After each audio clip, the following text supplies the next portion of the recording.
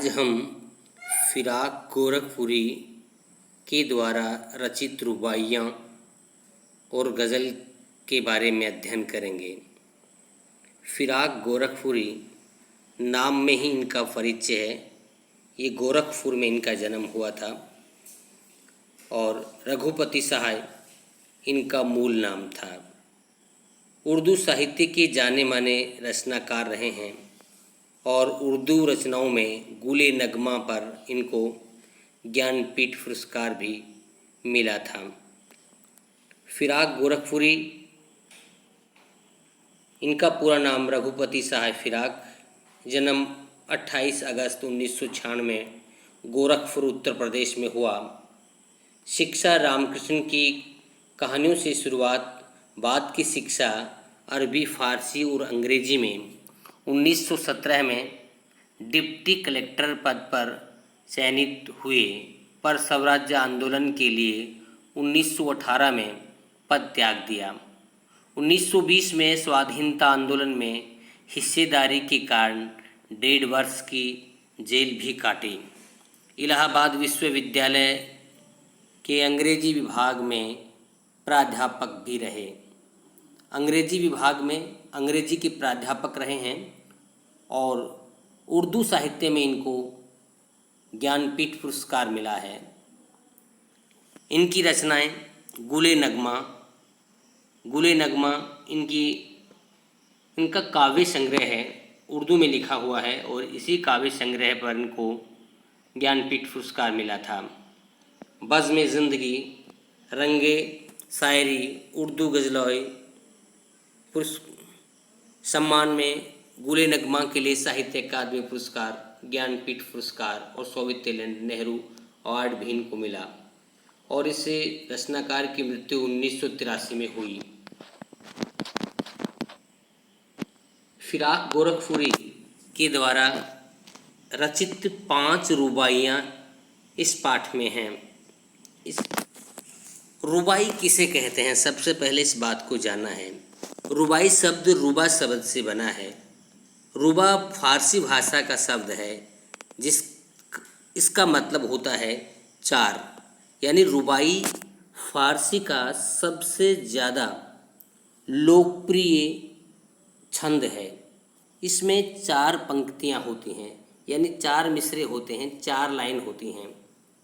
और रुबाई छंद में पहली लाइन, दूसरी लाइन और चौथी लाइन का जो अंतिम वर्ण होता है या अंतिम मात्राएं होती हैं वो एक समान होती हैं। तीसरी जो लाइन होती है वो इन तीनों से भिन्न होती है। तो रुबाई एक छंद है, इसमें 4 चरण होते हैं। एक मुक्तक छंद है और इस छंद को फारसी में तराना भी कहते हैं और 2 बेती के नाम से भी इसे जाना जाता है। रुबाइयाँ लिखने के क्षेत्र में कई नाम प्रसिद्ध हैं, जिनमें से इकबाल, उमर खयाम, जोश इलाहाबादी और हरिवंश राय बच्चन जी ने भी उमर खयाम के साहित्य के आधार पर रुबाइयाँ लिखी हैं। मधुशाला, मधुबाला और मधुकलश, इनमें जो रुबाइयाँ लिखी गई हैं वो उमर खयाम का बच्चन जी पर प्रभाव था। तो हम पहली रुबाई का अध्ययन करते हैं, देखते हैं।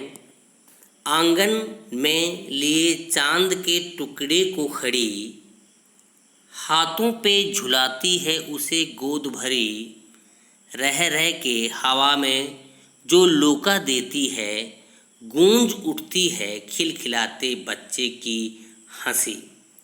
इस रुबाई में एक छोटे बच्चे और उसके माँ, छोटे बच्चे की माँ, दोनों के बीच की वात्सल्य से पूर्ण क्रीड़ा है। एक छोटे बच्चे को माँ आंगन में लिए चांद के टुकड़े को खड़ी, यानी छोटे बच्चे को माँ अपने चांद के टुकड़े को, यहाँ पर चांद का टुकड़ा बच्चे के लिए कहा गया है, अपने बच्चे जो चांद की तरह से खूबसूरत है उस चांद के टुकड़े को गोद में लेकर के खड़ी है, हाथों पे झुलाती है उसे गोद भरी, यानी अपनी गोद में भर कर उसे वो अपने हाथों पे झुला रही है। रह रह के हवा में जो लोका देती है, लोका देना एक ग्रामीण शब्द है। लोका देने का मतलब होता है ऊपर बच्चे को उछालना और फिर उसको हाथों में पकड़ लेना। तो रह रह के यहाँ पर पुनरुक्ति प्रकाश अलंकार है, अनुप्रास अलंकार भी है इसमें। तो रह रह के हवा में जो लोका देती है, गूंज उठती है खिलखिलाते बच्चे की हंसी। और इस प्रकार से माँ बच्चे को उछालती है और उसे पकड़ लेती है। बच्चा इस क्रियाकलाप से बहुत प्रसन्न होता है, खुश होता है, वो खिलखिलाता है और आंगन में उसके खिलखिलाने की से आंगन गूंज उठता है। तो यहाँ पर श्रव्य बिंब है, वात्सल्य श्रृंग है, पुनरुक्ति प्रकाश अलंकार है और माँ और बेटे के बीच की क्रीड़ा, यानी एक तरह से दोनों के बीच में जो खेल हो रहा है उसका वर्णन इस रुबाई में किया गया है। बहुत ही सीधी सादी सी भाषा है और इसमें 4 पंक्तियां हैं। 3 पंक्तियों के आखिरी वर्ण को मैंने अलग रंग से किया है ताकि हम समझ सकें कि रुबाई की 4 पंक्तियों में से 3 पंक्तियों का अंत एक जैसा होता है और तीसरे नंबर की जो पंक्ति होती है वो इन तीनों से भिन्न होती है। तो पहली पंक्ति में वात्सल्य रस है, दूसरी पंक्ति में नहला के छलके छलके निर्मल जल में, उलझे हुए गेसों में कंघी करके किस प्यार से देखता है बच्चा मुँह को, जब घुटनियों में लेके पिन्हाती कपड़े। यहाँ पर एक छोटे बच्चे और उसकी माँ के बीच का बहुत ही क्रीड़ा, जब एक छोटे बच्चे को माँ नहला रही है, पानी में उसको बैठा दिया गया है और छोटा बच्चा पानी से खेल रहा है, क्रीड़ा कर रहा है, अपने हाथ पाँव को पानी में मारता है। तो नहला के छलके निर्मल जल में, निर्मल जो है स्वच्छ पानी में वो हाथ पाँव मारता है तो पानी छलकता है। तो छलके छलके शब्द में पुनरुक्ति प्रकाश अलंकार है। उलझे हुए गेसों में कंघी करके, उलझे हुए गेसों, गेसों उर्दू का शब्द है, गेसों का मतलब बाल होते हैं, कि छोटे बच्चे के जो उलझे हुए बाल हैं उन बालों को उसकी माँ कंघी से सुलझा रही है। किस प्यार से देखता है बच्चा मुँह को, छोटा बच्चा है, बोल नहीं सकता और अपनी माँ को बड़े प्यार से उसकी मुख की तरफ वो देखता है, यानी अपनी माँ को वो देखता है। जब घुटनियों में लेके पहनाती कपड़े, छोटा बच्चा जो अपने पाँव पर नहीं खड़ा हो सकता 5-6 महीने का, तो माँ अपने घुटनों के बीच में बच्चे को दबाकर उसको कपड़े पहना रही है। जब घुटनियों में लेके पहनाती कपड़े, तो इस रुबाई में एक माँ और एक बच्चा वो क्या कर रहे हैं। एक माँ अपने बच्चे को नहला रही है, उसके गेसों को सुलझा रही है और अपने घुटनों में बच्चे को खड़ा करके उसको कपड़े पहना रही है। तो यहाँ भी वात्सल्य रस है और छोटे बच्चे का मनोहारी वर्णन है। तीसरी पंक्ति में यानी तीसरी रुबाई में, दिवाली की शाम घर पुते और सजे, यानी हमारे भारतीय समाज में जो त्यौहार मनाए जाते हैं तो हर वर्ग के लोग त्योहारों पर अपने घरों को सजाते हैं, उनको पुतवाते हैं, साफ सफाई करते हैं। तो ऐसे में दीपावली की शाम का वर्णन यहाँ पर है। और दीपावली की शाम घर पुते और सजे, यानी घर पुते हुए हैं, सजे हुए हैं, चीनी के खिलौने जगमगाते लावे, जो रूपमती मुखड़े पे एक नरम दमक बच्चे की घरौंदे में जलाते हैं दिए। तो दीपावली की शाम घर पुते और सजे हैं, चीनी के खिलौने जगमगाते लावे, और दीपावली पर जो दीप जलाए जाते हैं उनके प्रकाश से चीनी मिट्टी के खिलौने और बर्तन जगमगा रहे हैं और रूपवती यानी एक सुंदर महिला गृहिणी, वो रूपमती मुखड़े पे एक नरम दमक, जिसके मुख पर एक नरम दमक का मतलब है एक खूबसूरती है, बच्चे के घरौंदे में जलाती है दिए, जो अपने बच्चे के घर का भी ख्याल करती है। घर के हर कोने में हर जगह जब दीपक जलाए जाते हैं तो वह माँ अपने छोटे बच्चे के मिट्टी के बनाए हुए छोटे घरौंदे में दीपक जलाती है। तो यहाँ पर भी वात्सल्य रस है, एक माँ के द्वारा दीपक जलाना दीपावली पर। हमारे यहाँ पर पूरे भारतीय समाज का त्योहारों पर किस प्रकार से सजते धजते हैं, समाज का पूरा वर्णन कर दिया गया है। अगली रुबाई है, आंगन में ठुनक रहा है जिद आया है, बालक तो है ही चांद पे ललचाया है, दर्पण उसे देख के कह रही है माँ, देख आईने में चांद उतर आया है। इस रुबाई में एक छोटा बच्चा है और बच्चों की आदत जिद उनका स्वभाव होता है। किसी भी चीज़ को देखते हैं तो उसे पाने के लिए वो जिद करते हैं। तो छोटा बच्चा शाम के समय, रात के समय अपने आंगन में ठुनक रहा है।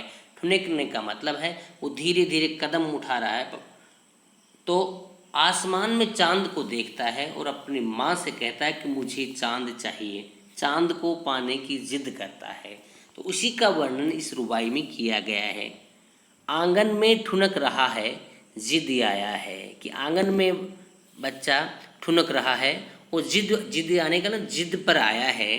बालक तो है ही चांद पे ललचाया है, बच्चा है चांद पे ललचाया है, चांद पर उसका मन आ गया है, वो चाहता है कि चांद से खेला जाए, चांद को पकड़ा जाए। दर्पण उसे देख के कह रही है माँ।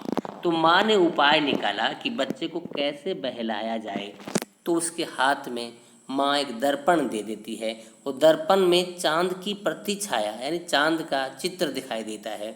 तो बच्चा ये समझता है कि चांद मेरे हाथों में उतर करके आ गया है। दर्पण उसे देख के कह रही है माँ, देख आईने में चांद उतर आया है, और बच्चे को बहला रही कि बेटा देख चांद आईने में उतर करके आ गया है। इस प्रकार से बच्चे की जिद और जिद का समाधान एक माँ किस प्रकार से निकालती है, इसका बहुत ही मनोहारी वर्णन इस रुबाई में किया गया है।